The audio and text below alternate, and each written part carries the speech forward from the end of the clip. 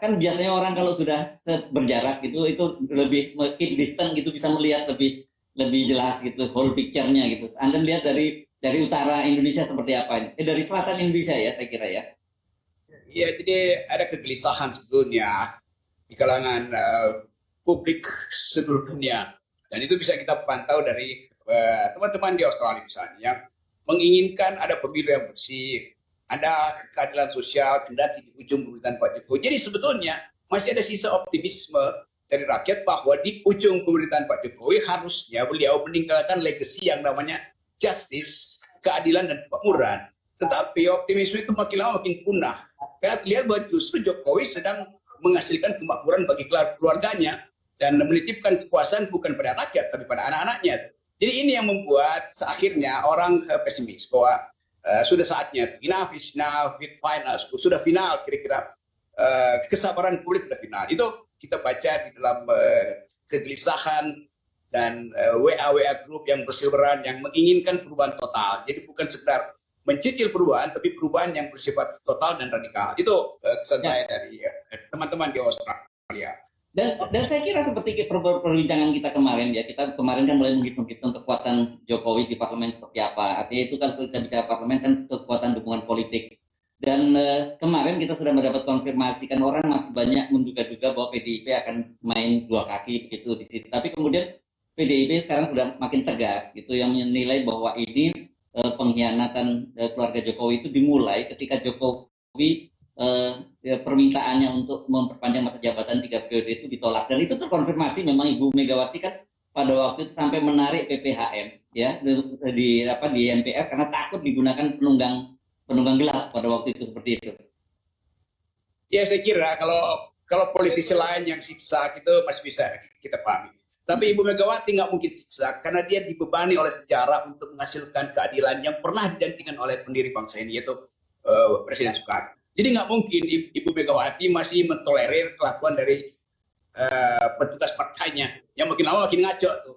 Bagaimanapun Ibu Mega itu dia dipanggil oleh sejarah untuk selalu hadir ketika ada krisis kebangsaan, dan keadaan hari ini betul-betul menunjukkan krisis kebangsaan. Apa penyebabnya? Penyebabnya adalah ambisi kadernya sendiri, dan itu beban buat dia.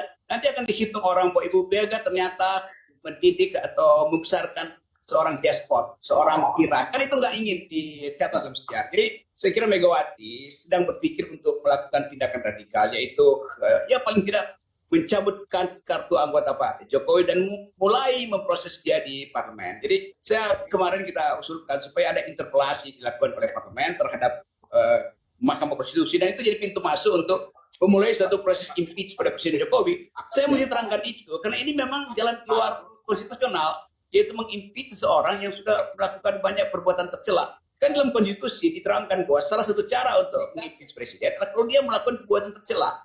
Nah, perbuatan paling tercela adalah memanfaatkan Mahkamah Konstitusi untuk membenarkan politik dinastinya.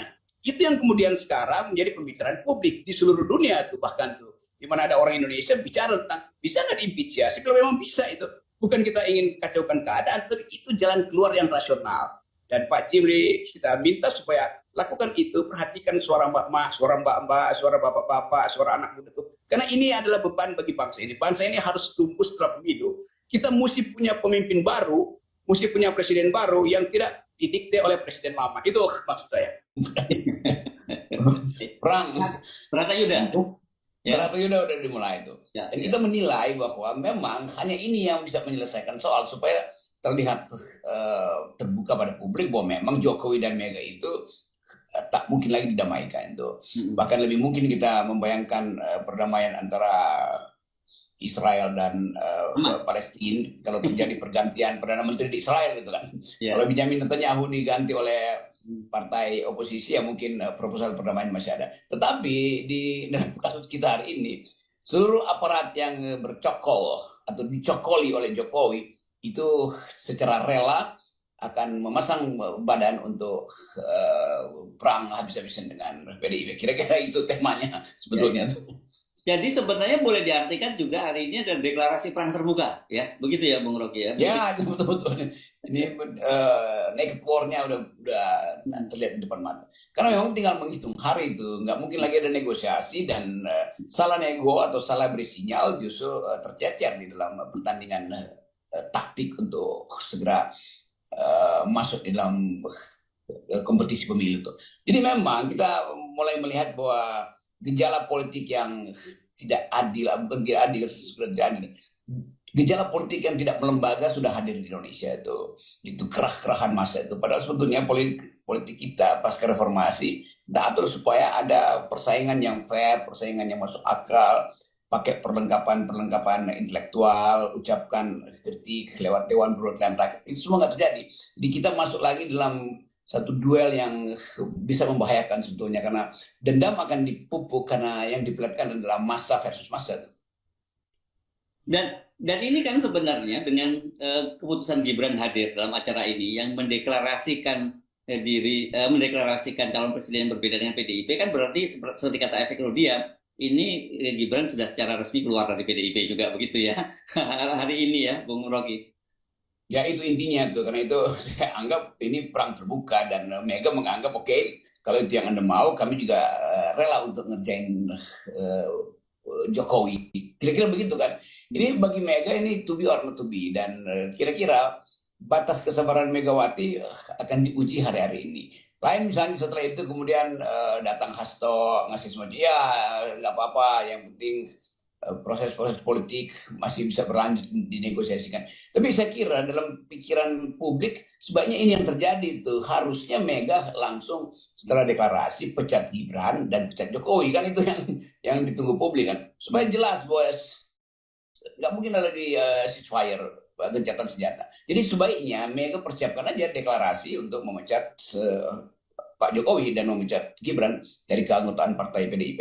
Iya iya. Dan sebenarnya ini buat publik jadi lebih baik ya, Bung Rocky. Kan kita tidak membayangkan kalau PDIP itu bersama dengan Pak Jokowi. Kan artinya semua tersentral di sana ya sebenarnya nggak perlu lagi ada pilpres. Kan begitu, udah selesai itu pilpres gitu. Tapi dengan adanya 3 kubu sekarang ini, walaupun kelihatannya tanda-tandanya kubu untuk membatalkan kubu Anies juga masih sangat besar karena KPK sudah mengumumkan ada soal aliran dana gitu ya. Tapi kan kalau Ibu Megawati berhadapan dengan Pak Jokowi ini cukup seimbang lah gitu ya. Bagaimanapun Ibu Megawati pernah jadi presiden, tahu dalamannya Jokowi seperti apa, dan kita kenal di situ juga ada Pak Budi Gunawan yang sangat dekat dengan Ibu Megawati, dia punya perangkat intelijen yang saya kira